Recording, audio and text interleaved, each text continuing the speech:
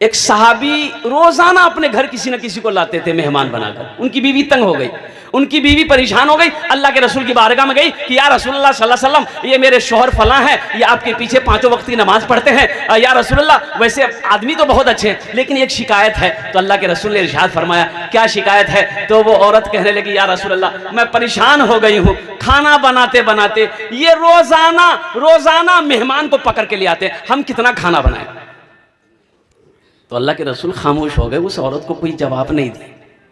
वो औरत इंतज़ार करती रही, जब कोई जवाब नहीं मिला घर लौटकर चली गई। और कुर्बान जाइए, और उसका शौहर जब आया तो अल्लाह के रसूल ने उसके शौहर से कहा कि अपनी बीवी से जाकर कह देना कल मैं उसके घर मेहमान बनकर आऊँगा। तो साहबी खुश हो गए, अपनी बीवी को मैसेज सुना दिया कि कल अल्लाह के रसूल अपने घर तशरीफ़ ला रहे हैं, बहुत अच्छा खाना बनाई। अल्लाह के नबी सल्लल्लाहु अलैहि वसल्लम तशरीफ़ ले गए, खाना खाए। खाने से फारिग होने के बाद जब आप निकलने लगे तो आपने सहाबी से कहा कि जब मैं निकल जाऊं तेरे घर से तो अपनी बीवी से कहना मेरे पीछे देखे, दरवाज़ा खोलकर मेरे पीछे देखे, हमें जाते हुए देखे। तो सहाबी ने अपनी बीवी से कहा। तो अल्लाह के रसूल उसके घर से निकले तो बीवी पर्दा हटाकर देखने लगे, और देखते देखते बेहोश हो गए। तो शौहर परेशान हो गए कि बेहोश क्यों हुई, पानी का छींटा हमारा होश है। बोले अल्लाह की बंदी बेहोश क्यों हो गई? तो उस औरत ने कही कि मेरे सरताज मैं आपको क्या बताऊं कि मैंने क्या देखा। मैंने ये देखा कि अल्लाह के रसूल चल रहे थे, उनके पीछे सांप बिच्छू कीड़ा मकोड़ा जा रहा था। तो अल्लाह के रसूल जब अपने मकाम पर पहुंच गए तो सहाबी से फरमाया कि तुम्हारी बीवी क्या देखी? कहा कि या रसूलल्लाह सांप कीड़ा मकोड़ा बिच्छू देखकर बेहोश हो गई। तो अल्लाह के हबीब इरशाद फरमाते हैं कि जिसके घर मेहमान जाता है, जब वो मेहमान रुखसत हो जाता है तो उस घर की जितनी बलाएं हैं वो सब अपने साथ लेकर जाता है। देखिए हजरत इब्राहिम अलैहिस्सलाम के बारे में उलमा फरमाते हैं कि जब तक मेहमान नहीं आता था खाना नहीं खाते थे, और मेहमान की तलाश में हज़रत इब्राहिम अलैहिस्सलाम 3-3 किलोमीटर तक पैदल चले जाते कि कोई मेहमान मिल जाए जो मेरे दस्तरखान पर आकर मेरे साथ खाना खा ले। और एक बार ऐसा हुआ कि 7 दिन हो गया कोई मेहमान नहीं आया, हज़रत इब्राहिम अलैहिस्सलाम ने खाना पीना छोड़ दिया, 7 दिन तक भूखे रह गए। तब खालिक के कायनात ने इरशाद फरमाया, जिब्रील देखते क्या हो, मेरा इब्राहिम भूखा है। सुभान अल्लाह बोले, जिब्रील मेरा इब्राहिम भूखा है, 7 दिन से कोई मेहमान नहीं आया है, खाने को हाथ नहीं लगाया है। ए जिब्रील जाओ, इंसानी शक्ल में जाओ, मेरे इब्राहिम के दस्तरखान पर बैठो ताकि मेरा इब्राहिम खाना खा ले। है। और यहाँ भी हम लोगों का आलम यह है, बाज लोगों का खाना लेके बैठा है, दरवाजे में दस्तक हुआ, के जाओ? बोले भैया हम अब्दुल्ला आलज है। बोले जल्दी जल्दी खाना रख।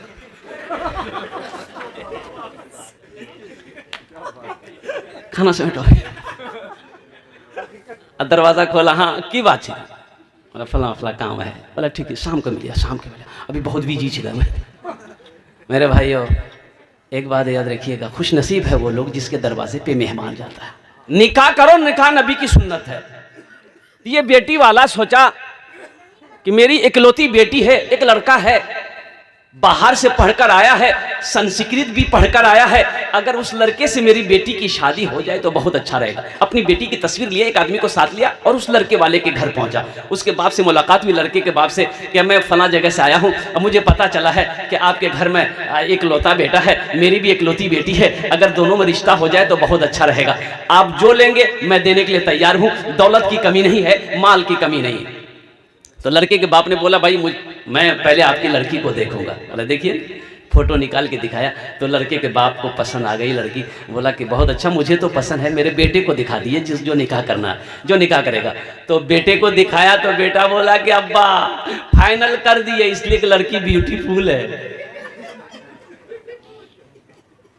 बात फाइनल हो गई तो बेटी वाला बड़ा खुश हुआ, तो पूछा कि समझी जहेज में आप क्या लेंगे, जहेज में आप क्या लेंगे? तो बोला कि नहीं मुझे जहेज में कुछ नहीं चाहिए, लड़का से पूछ लिए, जो लेगा वो लड़का लेगा। तो लड़के को सामने बिठाया लड़की वाला, तो बोला कि बेटा क्या लेगा, टाइटन की घड़ी लेगा कि सोनाटा की घड़ी लेगा? तो लड़का संस्कृत पढ़ा हुआ था, तो लड़का संस्कृत में बोला ना। बोला क्या बोला भाई, ये तो ना भी बोला हाँ भी बोला।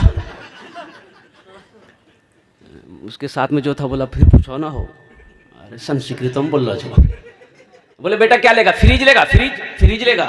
लड़का बोला ना। अरे बात समझे नहीं आ रहा, ये ना भी बोल रहा हाँ भी बोल रहा। बोला फिर पूछो ना हो। तो बोले बेटा क्या लेगा? वॉशिंग मशीन लेगा? Washing machine. लड़का बोला ना। तो लड़की वाला को गुस्सा आया, बोला खुल के बोलो क्या लेगा, बात समझ में नहीं आ रही, खुल के बोलो। तो लड़का बोला यामा। बोला बात समझ में आ गई कि यामा लेगा, जहेज मांग कर लेना। अल्हम्दुलिल्लाह सुम्मा अल्हम्दुलिल्लाह। नाजायज़ है मेरे बच्चों, निकाह करो नबी के सुन्नत के मुताबिक। इंशाअल्लाह नबी के सुन्नत के मुताबिक निकाह करोगे तो इंशाअल्लाह जो औलाद पैदा होगी नेक और साले पैदा होगी। जो औलाद पैदा होगी वो फरमा बरदार होगी। जो औलाद पैदा होगी इंशाअल्लाह वो आलिम दीन होगा, वो हाफिज कुरान होगा, इंशाअल्लाह वो फरमा बरदार होगा। और नबी के सुन्नत के खिलाफ अगर निकाह करोगे तो एक बात याद रखना, बच्चा कभी गूंगा पैदा होगा, कभी बहरा पैदा होगा, कभी अपाहिज पैदा होगा, कभी लंगड़ा पैदा होगा और अल्लाह की बारगाह में अलग से जवाब देना होगा। इंशाअल्लाह मेरे बच्चों नौजवानों नबी की सुन्नत के मुताबिक निकाह करेंगे, ना जहेज लेंगे ना जहेज देंगे। कितने लोग तैयार हैं? हाथ उठाएं इंशाअल्लाह। ए दुनिया वालों छोड़ दो, ए दुनिया वालों छोड़ दो आदत जहेज की। ए दुनिया वालों छोड़ दो आदत जहेज की। अच्छी नहीं है रीति रिवायत जहेज की। अच्छी नहीं है रीति रिवायत जहेज की। सबसे बड़ा जहेज है ए दोस्तों दुल्हन। सबसे बड़ा जहेज है ए दोस्तों दुल्हन। फिर इसके बाद कुछ नहीं कीमत जहेज की। फिर इसके बाद कुछ नहीं कीमत जहेज की। तुम में सबसे अच्छा वो है जो अपनी बीवी के साथ अच्छा सलूक करे। तो मेरे भाइयों मैं कहना ये चाह रहा था कि सादगी के साथ निकाह करें और नबी के सुन्नत के मुताबिक निकाह करें। अल्लाह के रसूल इरशाद फरमाते हैं लोग 4 बातों की बुनियाद पर निकाह करते हैं। कै बातों की बुनियाद पर? 4 बातों पर। तो साहबा ने पूछा या रसूलल्लाह वो 4 बातें कौन सी हैं? तो अल्लाह के रसूल इरशाद फरमाते हैं कोई हसब नसब को देखता है कि खानदान कैसा है, कोई दौलत को देखता है माल अजर को टाका है कि नहीं है, पैसा है कि नहीं है, कुर्बान जाओ। कोई हुस्न जमाल को देखता है कि खूबसूरत है कि नहीं है। ओ मेरे बच्चों नौजवानों खूबसूरती माशाल्लाह शब्बीर बाबू की बेटी है, अल्लाह इस बच्ची को हाफिज कुरान बना दे। अल्हम्दुलिल्लाह, इसको फातिमा बना दे, साबिरा बना दे, जाहिदा बना दे, साइमा बना दे। अल्हम्दुलिल्लाह, आमीन बोले था अल्हम्दुलिल्लाह। क्या कहने, वाह भाई वाह। ए बशीर बाबू की बेटी है, क्या कहने भाई। है आजा बेटा, माशाल्लाह माशाल्लाह। अल्लाह इधर आजा बेटा, इधर आजा, इधर आजा। अल्लाह लंबी उम्र दे, सेहत दे, इल्म नाफिया अता फरमाए माशाल्लाह अल्हम्दुलिल्लाह। तो मैं कहना ये चाह रहा था मेरे भाइयों नबी के सुन्नत के मुताबिक निकाह करो। नबी के सुन्नत के मुताबिक निकाह करोगे इंशाअल्लाह यहाँ भी फायदा है वहाँ भी फायदा है। अब रही बात यह है, एक बात याद रखिएगा, जो बीवी है कुछ लोग निकाह करते हैं कि वो घरों में बहुत काम करे वाली कोई नहीं जे हो, बियाह करे लगते हमारा। तो का बीवी काम करने के लिए ला रहे हैं? अच्छा एक बात ये बताइए, कुछ लोग जहेज जो मांगते हैं तो लड़की को पता चलता है ना कि मेरे बाप से 3 लाख रुपए लड़का मांगा है, भाई लड़की को पता चलेगा नहीं चलेगा? लड़की को पता चलेगा कि ये लड़का लालची है। अब मान गए लड़की वाला तो मजबूर है, जवान बेटी बैठी है, ये लालची लोग हैं, पैसा देंगे नहीं तो बेटी की निकाह, बेटी की शादी होगी नहीं। तो बेचारा मजबूर में 2 लाख 3 लाख रुपए दे दिया। अब वो लड़की शादी करके ससुराल आ गई। बताइए उस लड़की के दिलों के अंदर में आपकी बीवी तो बन गई है, मोहब्बत होगी आपके लिए? अरे उसके बाप को कर्जे में आपने डुबाया है, ब्याज लेने पर सूद उठाने पर आपने मजबूर किया है, वो दिल से मोहब्बत करेगी? पैर दबाएगी, बदन दबाएगी, माथा दबाएगी, नटिया दबा देगी।